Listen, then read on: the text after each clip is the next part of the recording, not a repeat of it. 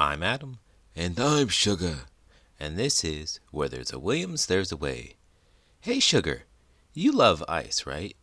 More than anything, I could talk for hours about this stuff. Yeah, I've noticed. Everyone's got to be passionate about something. Well, how do you feel about fire? I'm not the biggest fan of fire, but I'm not some sort of caveman. So you still use it at home? Oh, of course not. Fire's bad. For places like the North Pole. In today's book, we learn how fires can be used to protect people. Let's get started.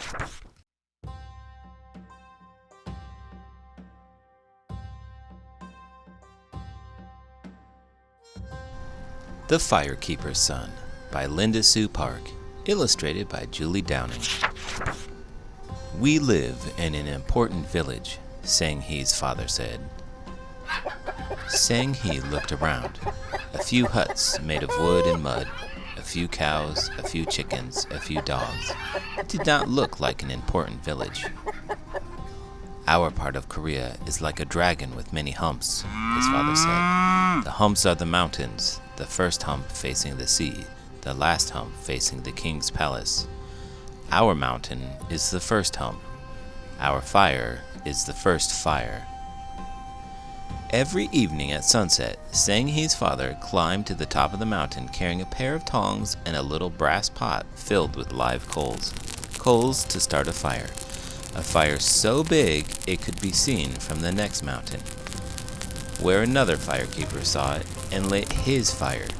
A fire big enough to be seen from the next mountain, where a third firekeeper saw it and lit his fire, and on and on.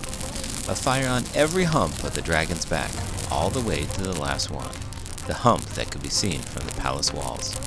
When the king saw the fire on the last mountain, he knew that all was well in the land. When trouble comes to our land, it is almost always from the sea, Sang-hee's father explained. If ever we see enemy ships, I will not light our fire, and the next firekeeper will not light his fire, and on, until the king sees only darkness in the last hump. He will know that trouble has come to our land, and he will send soldiers to fight the enemy. We are fortunate, Sang-hee's father said. In your time, and my time, and your grandfather's time, the fire has always been lit. It is good to live in a time of peace. It is good that soldiers have never come. Soldiers, tall, brave soldiers with shining swords. Sang-hee wished he could see soldiers, just once. Uh-oh, they call that foreshadowing. It's not a very smart move to start wishing away peace. Also, someone could stop playing a fiery version of telephone. Yeah, I guess it is like telephone. Hopefully they don't get the smoke signals crossed. Yeah, that would wind up being bad. Evening. Sang-hee shooed the chickens into their coop. He glanced up at the mountain looking for the fire. No fire. His father was a little late. Sang-hee fetched water from the river. He poured the water into the barrel, then glanced up the mountain again. No fire. Sang-hee looked out to the sea, where the setting sun made a path on the water. Could those be ships bobbing on the waves? No, just a flock of seagulls. No enemies, no trouble, but still no fire. Sang-hee called his mother. He pointed at the mountain. She looked, then turned and stared at the sea. Sang-hee, you must run and see what has happened, she said. Something is wrong. There is no trouble from the sea, and the fire must be lit. Sang-hee ran up the mountain path. He knew the path like a friend, but tonight it was not at all friendly. Stones tripped him, branches reached out to lash at his face. He ran until he could not run anymore. A strange noise, a groaning sound, a groan from the bushes by the path. Father! Sang-hee, I am all right, but I fell and hurt my ankle, and I fear it is broken. I cannot walk. You must light the fire. Hurry! Sang-hee grabbed the brass pot and ran again. The fire! He had to light the fire. His feet pounded out a song on the path. Light the fire, light the fire, light the fire. At last, Sang-hee reached the top of the mountain. There was the brush pile ready to be lit. He knelt, trembling from his run. He picked up one coal with the tongs and dropped it. It broke into 100 red jewels and glowed for a moment, then died. A second coal, gleaming bright as a soldier's sword. If there is no fire, the soldiers will come. They will be angry when they find no enemies here. But maybe not all of them will be angry. Maybe there is a soldier who would be glad for a chance to visit the sea. I could show him the beach, where to catch the best fish, where to find the prettiest shells. After that, he might teach me a little about sword fighting. Sang-hee is a pretty brave boy. Yeah, doing what his dad can't.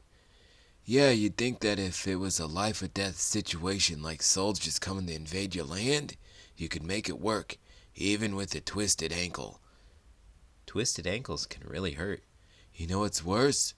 Having your country invaded For the first time in centuries. and have it all be your fault. Because you slipped and fell. Yeah, not a good look. Sang-hee wished he could see soldiers, just once. I could say I dropped the pot and spilled all the coals. That was an accident. While Sang-hee thought, the second coal burned out. He looked into the brass pot. Only one coal left. One coal glowing fiercely, almost as if it were talking, as if it were saying, light the fire, and a time of peace, in his father's voice. Sang-hee carefully picked up the last coal and put it on the tinder at the bottom of the brush pile. It smoked and smoldered, and for a moment it looked as if it would go out. Then a tongue of flame licked the tinder. It ate all the tinder and reached greedily for the brush. Soon the whole pile was aflame. Sang-hee watched the flames. He saw a great battle, soldiers, their shining swords clashing. After the fire died out, Sang-hee waited until the ashes cooled, then swept them aside. He built a new pile of brush for the next night, as his father had always done, and his grandfather before him. Then Sang-hee walked back down the path. His father was waiting. "Did it burn well, my son?" "Yes, father." He put an arm around his father's waist. His father hobbled as they walked and leaned on Sang-hee's shoulder. "When I was a boy, I too wished the soldiers would come." Sang-hee drew in a quick breath. How did his fathers know? "Do not forget, my son, that we are part of the king's guard, just as the soldiers are. We are the very first part." Sang-hee's father smiled. "The village will be pleased to hear that another trustworthy firekeeper has been born to our family." Suddenly, Sang-hee was glad he had lit the fire. The gladness felt as warm as a glowing coal. And until his father's ankle healed, it was Sang-hee who climbed the mountain every evening at sunset, carrying the brass pot filled with live coals. Coals to start a fire that could be seen from the next mountain, to tell another firekeeper to light his fire, and on, until the king himself knew that all was well in the land. What a high-pressure situation to get a fire started. Yep, a real high-pressure sitch. Who talks like that? Maybe someone under pressure to do something like save his entire country by getting a fire started with the very last ember of hot coal? Def not. He had to be cool under pressure. Which is why he should have had some ice. You know what else would be cool? If you give this video a thumbs up and subscribe to the channel. I'm Adam. And I'm Sugar. And this is Where There's a Williams, There's a Way. Author's note. Sang-hee and his family are fictional, but the bonfires were real. The bonfire signal system used in Korea was very complicated, and I have simplified it in telling of this story, which is set in the early 1800s. South Mountain, the last mountain facing the king's palace, actually had 4 bonfires. Each fire had 2 halves, the left and the right, as seen from the palace. and together the 8 halves represented the country's 8 provinces. Additional fires would be lit to convey further information, so the court would know not only which province was facing danger, but things like the size of the enemy forces and how well armed they were. My sources do not indicate when the lighting of the bonfires began. They were still being lit as recently as the late 19th century, when the practice was noted by the British traveler Percival Lowell in his book Chosen, The Land of the Morning Calm, published in 1885. Did you know smoke signals have a military background and were used on nearly every continent?